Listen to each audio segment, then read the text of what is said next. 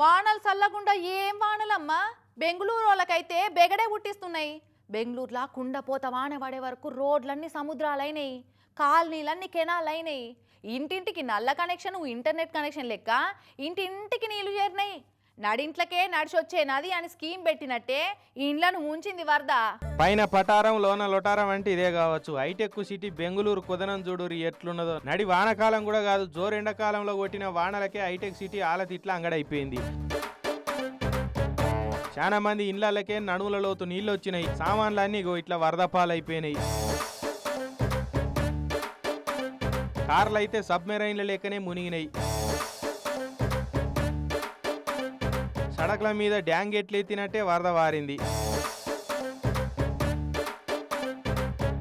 Rescue team వాళ్ళు పడవలేసుకొని పోతే కట్టుబట్టలతో సహా కుక్కపిల్లను పట్టుకొని బచాయించడం భగవంత అనుకుంటా ఒడ్డుకు చేరిరు జనాలు. ఇట్లా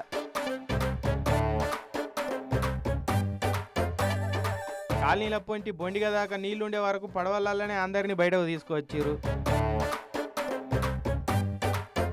నడింట్లోకి వచ్చిన వరదను అది పోయినాకున్న బురదను చూసి ఒక్కొక్కరు మస్తు బుగులు పడ్డారు. రెక్కలన్నీ గుంజంగా నడువులని పోంగా నీళ్ళని బయటకు చల్లుకుంటా కన్న కష్టాలు పడ్డారు. చూడు, ఈ ఎండాకాలం గోలేనే గీతీర్ల వరదలు వస్తే ఇక వర్షాకాలంలో ఈ సరంపు జాగాలు ఉండేటోళ్ళ పరిస్థితి ఏందో. విజయవాడలో అయినట్టు కాకముందే కళ్ళు తెరిచి వరద నీళ్లు రాకుండా సర్కారులే ఏదైనా చేయాలి అని అంటున్నారు వరద బాధితులు.